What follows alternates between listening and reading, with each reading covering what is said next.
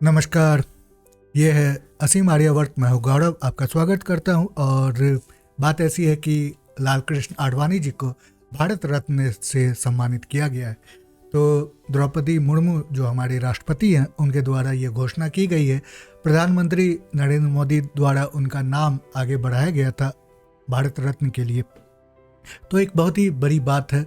और यहाँ पे जो एक बात है वो ये देखने वाली है कि लाल कृष्ण आडवाणी और नरेंद्र मोदी का जो केमिस्ट्री था, खासकर 2013 के बाद से, जब से नरेंद्र मोदी ने अपना नाम प्रधानमंत्री के उम्मीदवारी के लिए नामांकन भरा था, ऐसा बताया जा रहा था समाचारों के द्वारा कि दो फैक्शन हो चुके हैं। बीजेपी के एक फैक्शन है जो लाल कृष्ण आडवाणी को प्रधानमंत्री के रूप में उम्मीदवार के चयन पे देखना चाहता था, दूसरा जो है वो नरेंद्र मोदी के साथ खड़ा है। अब ये सारी हवाई वाली बातें थी। बाद में पता चला जब चुनाव हो चुके थे तो नरेंद्र मोदी जी ने फिर लाल कृष्ण आडवाणी जी के साथ मीटिंग की थी, उनसे आशीर्वाद लिया था। और बाद में फिर से ऐसी अफवाहें उड़ने लगी थी कि लाल कृष्ण आडवाणी जी को साइडलाइन करना चाहती है बीजेपी से नरेंद्र मोदी की सरकार, और इसी वजह से उनको राष्ट्रपति भी नहीं बनाया गया। क्योंकि पहले प्रणब मुखर्जी जो कि यूपीए द्वारा नामांकित राष्ट्रपति थे, उनके बाद रामनाथ कोविंद जी को राष्ट्रपति बनाया गया था, और उनके बाद द्रौपदी मुर्मू जी राष्ट्रपति बनी हैं। तो अब एक और देखने को मिला, जब राम मंदिर में प्राण प्रतिष्ठा हो रही थी उस समय भी लाल कृष्ण आडवाणी जी को निमंत्रण भेजा गया था, लेकिन वो आए नहीं। अब उसका भी कारण यही बताया जा रहा था कि लाल कृष्ण आडवाणी नहीं चाहते थे कि नरेंद्र मोदी का जो भी कार्य है उसमें वो अपने आप का नाम डाले। तो बात ऐसी नहीं थी। बात यही है कि उनकी उम्र बहुत ज़्यादा हो चुकी थी और वो 2013 से ही पता चल रहा था। इस वजह से वो कैंपेन उतना नहीं कर पाते थे एक्टिव पॉलिटिक्स में जितना वो पहले करते थे, और अभी प्राण प्रतिष्ठा के लिए वो आना जाना भी संभव नहीं था, क्योंकि 96 साल के अब वो बहुत बूढ़े हो चुके हैं। तो नरेंद्र मोदी ने इन सभी आलोचना को एक साथ रखा और एक साथ ही ख़त्म भी कर दिया जब उन्होंने लाल कृष्ण आडवाणी जी को भारत रत्न से पुरस्कृत किया था। इससे पहले भी नरेंद्र मोदी जी ने अटल बिहारी वाजपेयी जो हमारे पूर्व प्रधानमंत्री थे, उनको भी भारत रत्न से पुरस्कृत किया है। अब ये दोनों बहुत ही बड़े कद के नेता हैं और उन्होंने बीजेपी को स्टैब्लिश किया है भारतीय राजनीति में, जहाँ पे बस एक फैमिली और एक पार्टी का एकत्र राज हुआ करता था, वो है कि कांग्रेस। तो ये चैलेंज करना था परिवारवाद को, जो कि गांधी नेहरू फैमिली का जो एक एकत्र राज था उसको। तो इस वजह से इनकी कंट्रीब्यूशन बहुत ही अहम है, बहुत ही महत्वपूर्ण है। अब लाल कृष्ण आडवाणी के बारे में हम थोड़ी सी बात करेंगे। आगे बढ़ने से पहले मैं आपसे निवेदन करूं कि चैनल को सब्सक्राइब करें, वीडियो को लाइक करें, बेल आइकन को जरूर प्रेस कर दें ताकि जब भी मैं कोई नया वीडियो अपलोड करूं आपको नोटिफिकेशन मिलते रहे, और अधिक से अधिक शेयर भी करते रहे। अब चलिए और लाल कृष्ण आडवाणी जी के बारे में थोड़ी और बातें करते हैं। तो ये हमारे प्रधानमंत्री जो हैं उनके द्वारा कुछ बातें कही गई। LK. Advani challenged dynasty politics, fault for India's democracy. तो जैसे मैंने कहा था कि एक छत्र राज हुआ करता था एक ही परिवार का, उसको तोड़ने में लाल कृष्ण आडवाणी जी, अटल बिहारी वाजपेयी जी, इनकी मुख्य भूमिका थी 90 के दशक में। इससे पहले भी काम होते रहे थे। आरएसएस के खासकर जो लोग थे वो हमेशा नेहरू गांधी परिवार के जो उस राज को, उस ग्रिप को चैलेंज करते रहे थे। तो 90 के दशक में बीजेपी फुली इस्टेब्लिश हो चुकी थी एक अल्टरनेटिव के तौर पे, और उसके बाद प्रधानमंत्री बने थे अटल बिहारी वाजपेयी। लाल कृष्ण आडवाणी उनके सेनापति के रूप में डिप्टी प्राइम मिनिस्टर बने थे। लेकिन लाल कृष्ण आडवाणी का योगदान बस इतना ही तक नहीं है। जो उन्होंने हिंदुओं के लिए किया है उसके लिए भारत रत्न भी अगर कम पड़े तो वो मतलब गलत नहीं होगा। अब यहाँ पे आप देख सकते हैं कि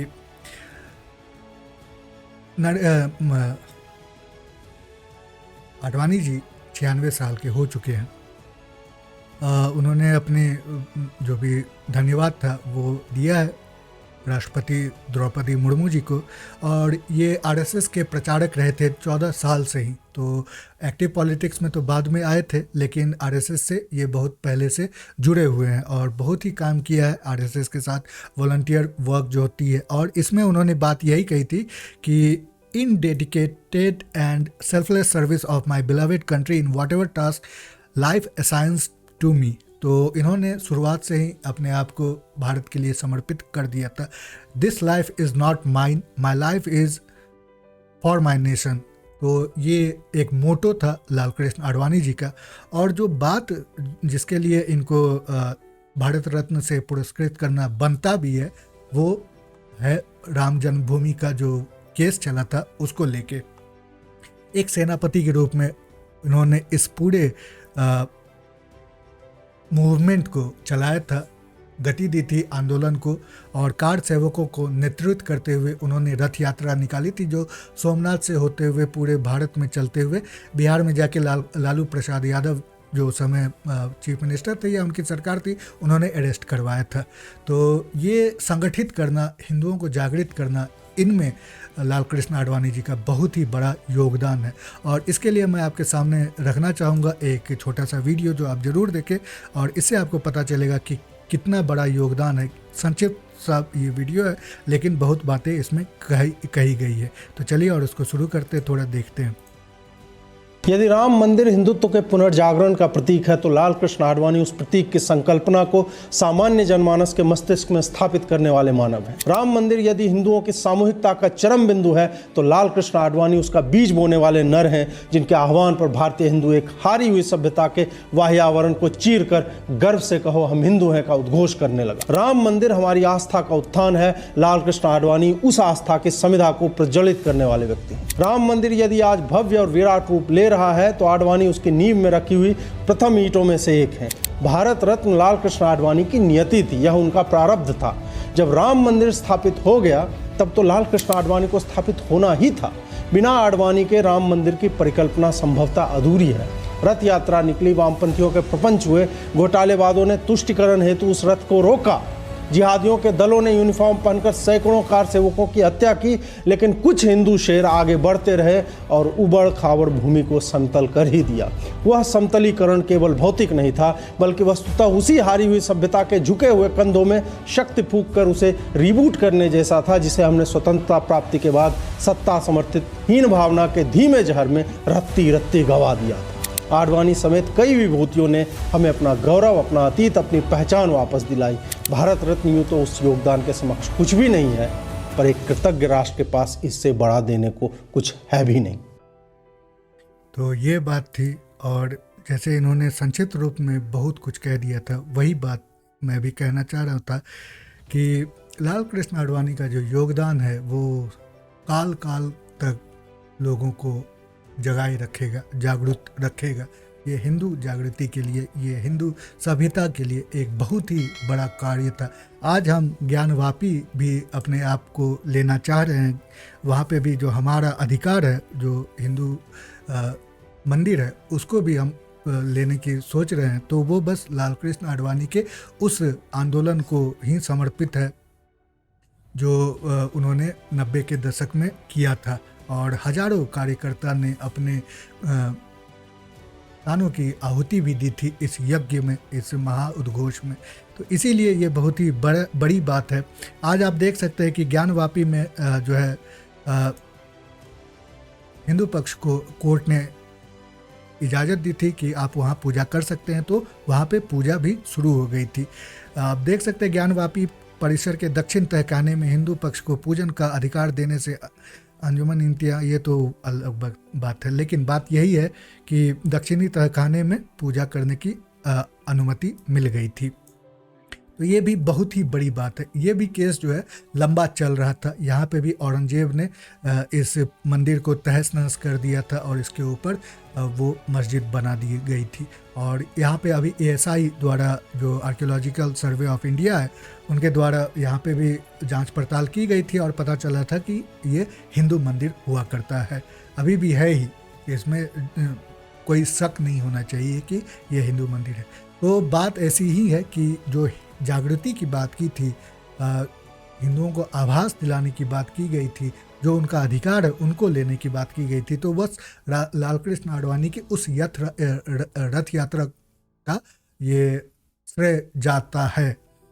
और उसके लिए उन्होंने केसेस भी झेले थे। और अब यहाँ पे देख सकते हैं कि बहुत सारे लोगों ने अपने अपनी तरफ से जो है वो बातें कही है, जैसे कि ये 3 जो है महारथी उस समय 90 के दशक में जिन्होंने बीजेपी को इस्टेब्लिश किया था, वो थे अटल बिहारी वाजपेयी, लाल कृष्ण आडवाणी और मुरली मनोहर जोशी जी।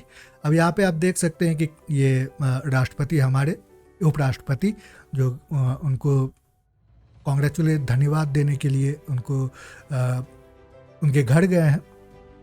उसके साथ ही लाल कृष्ण आडवाणी खुद भी समर्थकों के को आह्वान करते हुए उनको धन्यवाद देते हुए,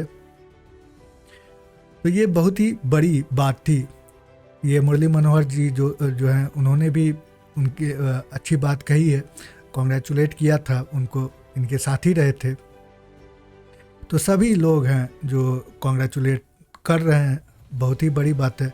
अब यहाँ पे एक देखें कि लाल कृष्ण आडवाणी का एक बहुत ही प्रसिद्ध भाषण है जो उस समय रथ यात्रा के उपरांत उन्होंने दिया था। सुने इसको। आपसे तो इतनी आशा है, बीच में मत पड़ो, रास्ते में मत आओ, क्योंकि ये जो रथ है लोक रथ है, जनता का रथ है, जो सोमनाथ से चला है और जिसने मन में संकल्प किया हुआ है कि 30 अक्टूबर को वहां पर पहुंच करके कार सेवा करेंगे और मंदिर वहीं बनाएंगे।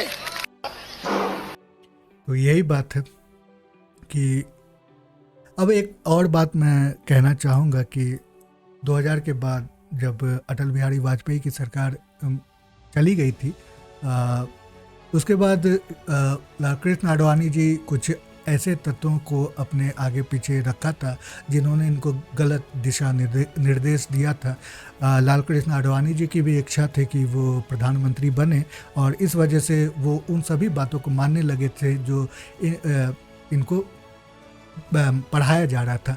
और ये बहुत ही खराब लोग थे, एजेंडा वाले लोग थे, जिन्होंने ये तय कर रखा था कि बीजेपी की तरफ से अब कोई फिर से प्रधानमंत्री नहीं बनेगा।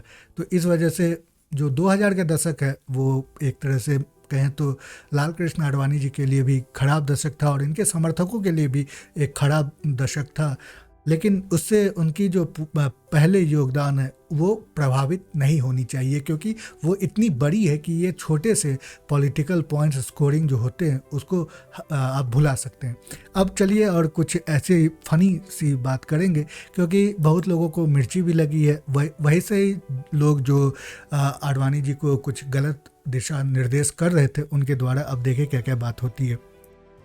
तो ये salt mining LK Advani Bharat Ratna edition a thread, मतलब जो इनके भारत रत्न से जलन पीड़ा हो रही है उन सभी की बात है। A Rath Yatra stoking communal violence gets you the Bharat Ratna in this country, the highest civilian award. तो इनको भी दुख है। और उसके बाद Nupur Sharma, Yati Narsinghanand, Raja Singh, Kajal Hindustani being conferred with Bharat Ratna. हो सकता है, क्यों नहीं, 2044 की बात है, अगर उनकी भी योगदान इस तरीके से हो तो क्यों नहीं उनको भी भारत रत्न दिया जाए। The man was single-handedly responsible for thousands of deaths and turning the country into highly communal one. Fascists today are reaping benefits on his groundwork. That's definitely Bharat Ratna for you. Bharat Ratna behavior in today's India. अब बात ऐसी है कि ये सारे जो हैं इनको बहुत दुख हो रहा है कि भारत रत्न दिया गया एक ऐसे कम्युनल नेता को, लाल कृष्ण आडवाणी जी जैसे, जिन्होंने मंदिर ढाई थी। अब यहाँ पे आप देखते हैं कि ये लिस्ट है, complete list of Bharat Ratna award winners over the years. तो यहाँ पे आप देखें इसमें बहुत सारे लोग हैं, लेकिन एक दो जो नाम है, जैसे जवाहरलाल नेहरू 1955 में इन्होंने अपने आप को भारत रत्न दिलवाया था। उस समय यही सरकार में थे, यही प्रधानमंत्री थे, इन्होंने अपने आप को ही भारत रत्न दिलवाया था। दूसरा आप देख सकते हैं कि इंदिरा गांधी 1971 में ये भी प्रधानमंत्री थे और इन्होंने भी अपने आप को ही भारत रत्न दिलवाया था, और बाद में जाके इमरजेंसी भी लागू कर दी थी भारत पे, तो इनको भी भारत रत्न दिया गया। इसमें कोई कुछ नहीं बोलेगा। उसके बाद एक और इम्पॉर्टेंट एक और जो है वो है राजीव गांधी। एक ही पार्टी के एक ही फैमिली के जो लोग हैं उनको, और वो अपने आप को भी भारत रत्न दे रहे हैं। राजीव गांधी तो खैर इनका देहांत हो गया था बम विस्फोट में। 1991 में इनको भारत रत्न दिया गया था। अब बात ऐसी है कि ये 1984 में जब इंदिरा गांधी का असैसिनेशन हुआ था तो सिखों पे एक कांग्रेसियों द्वारा बहुत ही अत्याचार किए गए थे, और राजीव गांधी ने कहा था कि एक बड़ा पेड़ गिरता है तो धरती हिलती है। बहुत ही बड़ा उन्होंने एक स्टेटमेंट दिया था। तो आप देख सकते हैं इन सभी को भारत रत्न दिया गया है, और इस पे इनके जो फॉलोअर्स हैं या इनके जैसे जो लोग हैं वो इसीलिए नहीं बोलते हैं क्योंकि इनके जैसे लोग हैं, मेंटालिटी इनकी जैसी, मानसिकता इनकी जैसी, इनकी आइडियोलॉजी है, इस वजह से ये कभी कुछ भी नहीं बोलेंगे, चाहे वो कितना भी खराब काम क्यों ना करे। तो यही बात है, जैसे कम्युनिस्ट जो है वो कभी स्टालिन के बारे में कुछ भी नहीं बोलेंगे, लेकिन जो हिटलर है उसके बारे में हमेशा कुछ ना कुछ कहते रहेंगे, दूसरे से कंपेयर करते रहेंगे। तो दोनों में अंतर बहुत कम ही है। तो एक बहुत ही बड़ा समाचार था जो मैं आपके सामने रखना चाहता था। आपको इस पे अपने विचार अगर देने हैं तो मेरे कमेंट सेक्शन में ज़रूर मुझे दे। साथ में एक्स या ट्विटर जो है और फेसबुक पे भी हमारे साथ जुड़ सकते हो, वहाँ पे भी आप अपनी बातें रख सकते हैं। अभी के लिए फिर से आपसे अनुरोध है कि चैनल को सब्सक्राइब करें, वीडियो को लाइक करें, बेल आइकन को जरूर प्रेस कर दें ताकि जब भी मैं कोई नया वीडियो अपलोड करूँ आपको नोटिफिकेशन मिलती रहे, और अधिक से अधिक शेयर भी करते रहे। तो चलते हैं, फिर मिलते हैं, तब तक के लिए नमस्ते, जय हिंद।